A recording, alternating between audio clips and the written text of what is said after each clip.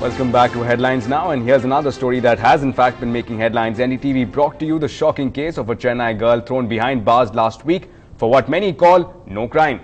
Now, this science undergraduate stabbed her own drunk father because he allegedly tried to rape her on the night of 17th May. Now, the father died after she stabbed him 4 times. Her mother died 7 years ago. Now, her elder brother, a private employee, now looks for legal help before he can apply for bail.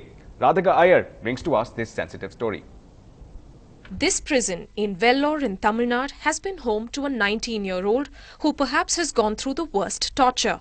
Her own father, under the influence of alcohol, allegedly tried to rape her on the fateful night of 17th May. When he went out of control, she stabbed him 4 times over. Due to excess bleeding, the 58-year-old father died.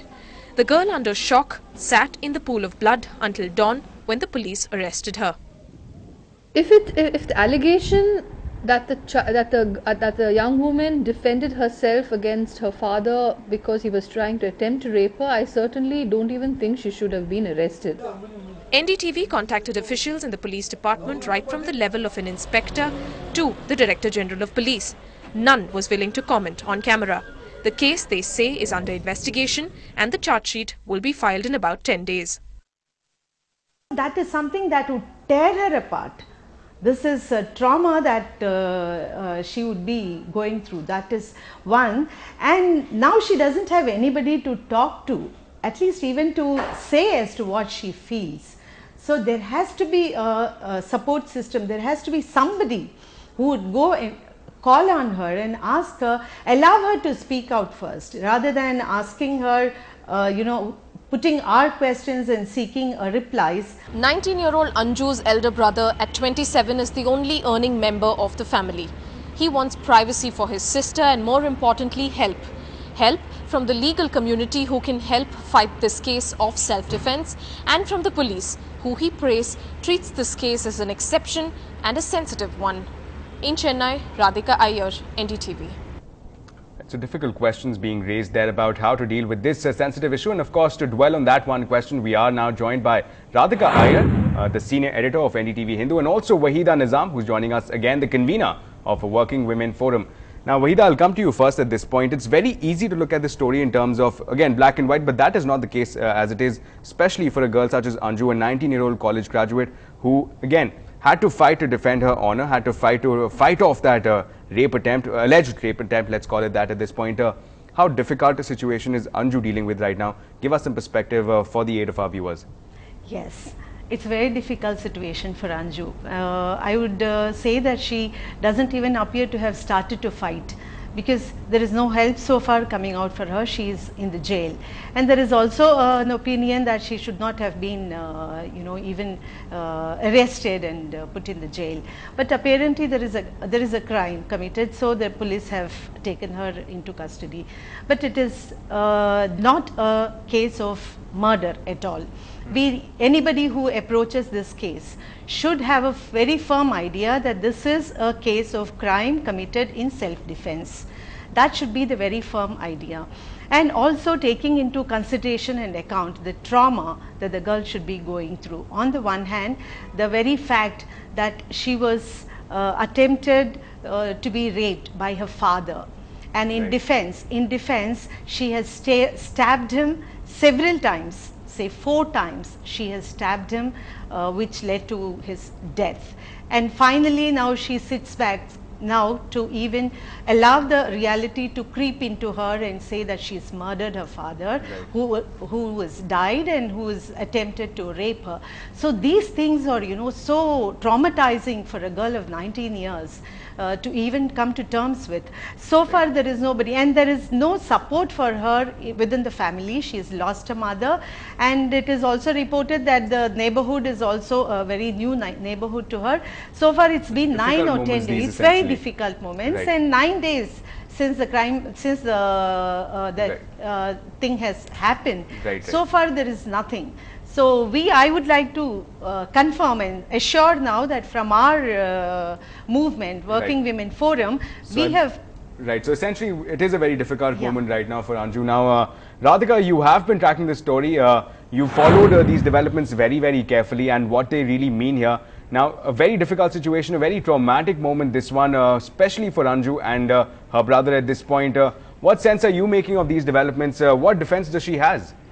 Well, there are several questions that we want to raise at this stage. First of all, to tell our viewers, if you noticed and if you looked at the report very closely, we want to give Anju the privacy. She's a young girl. She has all her life ahead of her. She's all of 19, so we will not show Anju's picture. We have, of course, we've not even showed the pictures or aired comments of her brother. He too has pleaded for privacy. But this case we are taking up because it is a classic case which requires some amendment in Section 90 of the IPC, which says that Section 90 allows any citizen of the country, girl or a man or a woman, allows any citizen of the country to protect himself against any act of violence against an intoxicated person or a mentally disabled person. In this case, it will be an intoxicated person because Anju's father, 58-year-old Ramalingam, was intoxicated. He had a habit of drinking, and so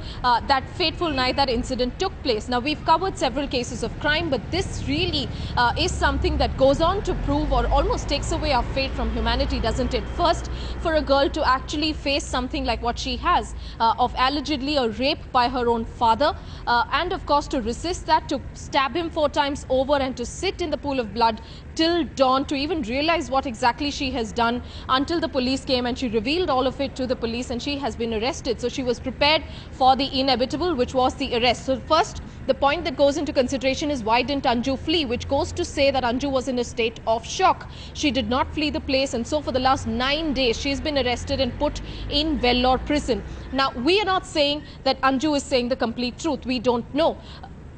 It's only for the trial and of course the courts and the judge to actually acquit or convict her. So we don't know whether Anju is saying the complete truth, but if Anju is saying the complete truth, if it is a case of sexual assault by the father over her daughter, and if she has indeed acted in self-defense, are we treating Anju fine? Is the police and is the judicial system treating Anju fine by putting her behind bars and by not even allowing her to speak out? That's the question that we are asking. Also, because Anju is survived only by an elder brother. She has no parents now, remember, and no relatives here in Chennai. Her elder brother, who I've been speaking to, extremely disturbed. He met with Anju at Vellore prison and said that she is still in a state of shock, not really able to come out of what has happened. Obviously, it's eating her up that this happened to her and she actually killed her own father. So 2 traumas at a time to deal with, and the trauma of being isolated at all of a sudden for over 9 days. Who from the legal community will help Anju's brother file or even apply for bail? And more importantly, who from the social society will offer her the support and kind of system to try and just be a shoulder for Anju, who's now in Vellore prison? Ashmit. Right, Radhika, that's again a pretty comprehensive take on the issues that she's dealing with. Wahida, I'll ask you one final question here at this point, is of course the fact that a very difficult situation is what she's dealing with here. But to look at it from a technical perspective, there are provisions which say that an act in self-defense is excusable under law. So again, to look at it from that perspective, what kind of defense can she hope to build up again at this point when she's, again, as Radhika pointed out, survived by only one brother? Yes, it is very difficult for her. For her, you know, she has to go through the whole ordeal of proving that she has to prove 2 things. First of all, it was in defense. If she has to prove that it is in defense, then it means it is, you know, she has to also prove that there was an attempt to rape. So it is a very difficult situation. She has to you know, go through this ordeal, for which there has to be a support from the legal community and also from the social activist. It is here I would like to say that from our movement, from All India Working Women Forum, we are making our efforts to go and meet Anju at the earliest. So all these efforts are needed at this point. Yes, what about what the police can do perhaps to make to sensitize themselves to such a situation, to because she is, as we understand, 19 years old, so young, she's young again, so perhaps steps that you would recommend for the police to employ at this point? First of all, the police should be convinced that this is, you know, we do not know, as Radhika said, it may not be the entire truth, maybe a half truth. you know, but only thing that we will have to take into account is that there could not have been a very big animosity between a daughter and a father. Right. That would so be essentially so lack large. of motive is what you're pointing There at. is a lack of motive. Right, so that's the picture that we're getting right now. Thank you so much, ma'am, for joining us. Thanks a lot, Radhika, for sharing with us all that perspective. Now, Radhika, I understand that you too want to pose up a question to our expert here. Again, your question at this point. Well, in fact, Wahida has been great in articulating what we have been trying to say and feeling more so for Anju. In fact, I must share with our viewers that after we approached the Working Women's Forum, Wahida in fact has volunteered to try and do her best to go and meet with Anju at Vellore prison. So we really appreciate that effort of yours, ma'am. And if you're managing to meet with Anju tomorrow, the day after, as early as you're trying to, that would be really fantastic and some sort of an incentive for us who've been fighting for this very case. All we are saying at this stage is that let there be a trial, but let that trial be speedy and more sensitive. Ashmit? Right, so that's the picture coming in. It's difficult to describe these moments for Anju, for that 19-year-old college student, in words right now. Traumatic and disturbing is essentially the sense that we're getting.